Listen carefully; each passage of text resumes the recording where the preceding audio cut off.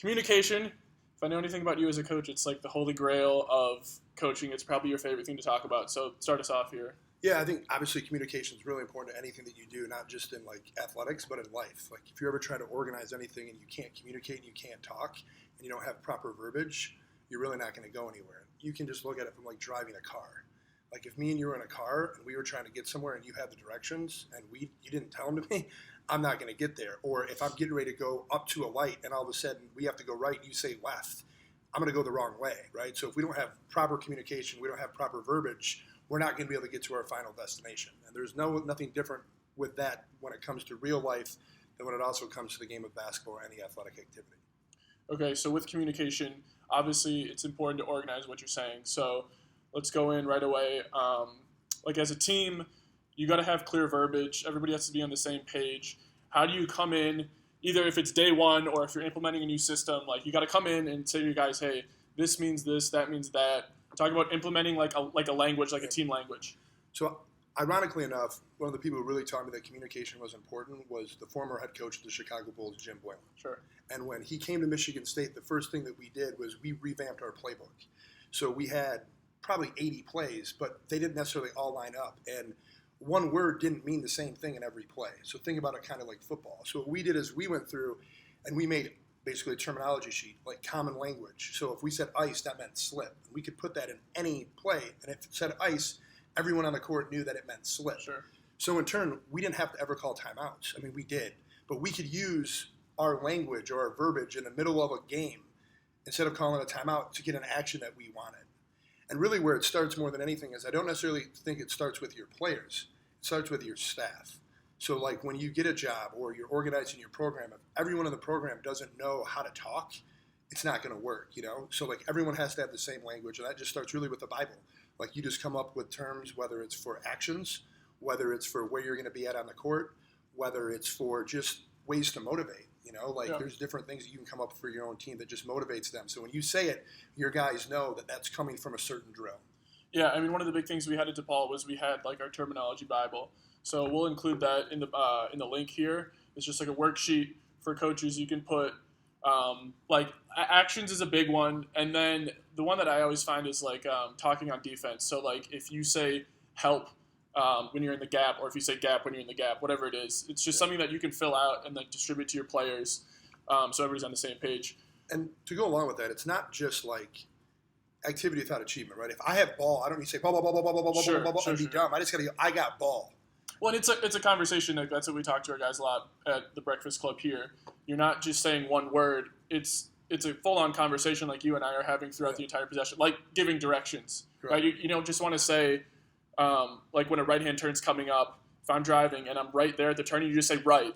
I'm going to miss my turn. You're going to say right coming up here, and the next two lights take a right or something like that. Ball screen's coming left. Sure. Yeah. Okay, now let's talk about drills. So obviously as a team, you want to develop terms and themes. And the themes are kind of like your overarching, this is what we do, this is our identity. Talk about how the language you use in drills and how you can also design drills to contribute to that theme. Yeah, I mean, I think working on communication is just as important as working on closing out, right? Because it's a couple things. It's one, having the ability to hear your teammates' voices in loud and crazy situations, Sure. right? And then having the ability to follow along with it, like to react to it.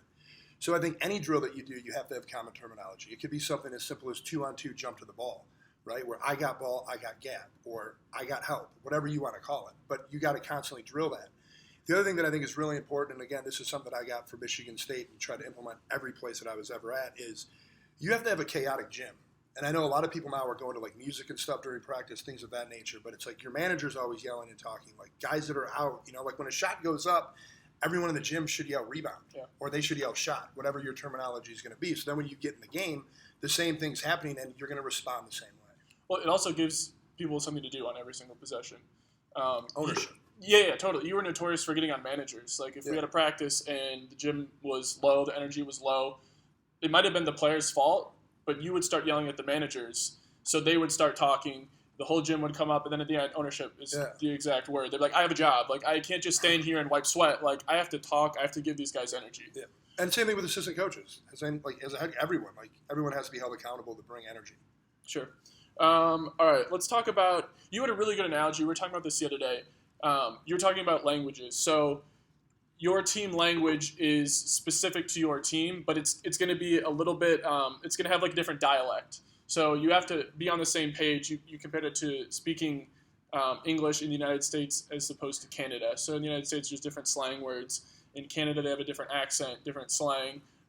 Once again, tying that into having an identity as a team. For sure. And then your guy knowing that. So, like, I can't call it a wide pin down if someone else on my staff calls it a pin down. Sure. Right? Because that's going to get people confused. Or if we're going to lock in trail, but someone on my staff keeps saying we're going to chase. Like, we got to make sure that it's the same thing. So, again, in the heat of the moment, whoever is coaching anyone, including the team coaching the team, man, you got to lock in trail. You got whatever it is, like, it has to be the same, and only you guys know it. One rule, this is a Dave Ladle rule. Leo. Yeah. Loud, early, often. Yep. So loud, obviously, you know, if you're going to be playing in college and high school, some of those small high school gyms, even if you have like 500 people in them, those can be louder than big college arenas with 12,000 people. So first of all, you have to be loud. Like so many of our guys, when they learn to talk, they start talking, but the intensity, the urgency is not there. So it's got to be loud. Early, like you said, conversation. Don't call it the ball screen when your guy's getting a screen. Call it out when they start running into the screen. And then obviously often. Like you can never talk too much. There's always room for somebody on a team that's communicating. No, you're going to find your way on the court. You know, because communication builds confidence. Facts. Right? So if you're communicating, you're going to be more confident. Even if you're organized, you're going to be more confident, right? Like you'd much rather be an organized team. And even if you're organized the wrong way, if 5 guys are doing it together, it's normally going to work out. Like it's going to pay dividends. Well, one of the things I think you're good with is when you're working with somebody, if they're lacking confidence or if they don't have like a particular skill set that really shows out, the first thing that you do is you get them to talk. So all of a sudden they become good at talking. People know them as the guy that talks a lot. And like, I mean, it's not much, but it's something. And then all of a sudden you can grow into other roles, start rebounding, start scoring, and it builds confidence and it builds trust because guys know at least this guy's going to be out here and he's going to be talking. It's always some way you can contribute on the court. And they know you care. Like if you're communicating verbally, like they know that you care, which is always going to pay dividends as well because people can trust you. Yeah. Last thing I want to talk about, Huddles. Okay, so you're huge on Huddles.